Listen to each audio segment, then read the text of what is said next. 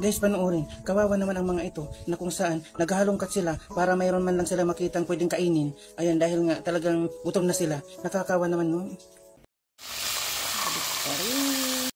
Diba?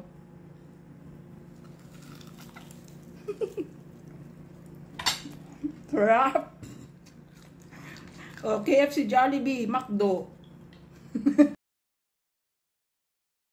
Kahit may hirap, basta may cherry.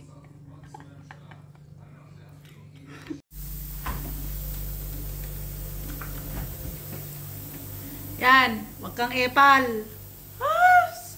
Gutom daw. Di kami pinapabayaan dito, no? Oh, yan pa. Oh, nagluluto ako. Gusto mo pa? Oh. Ano? Oh, yan pa.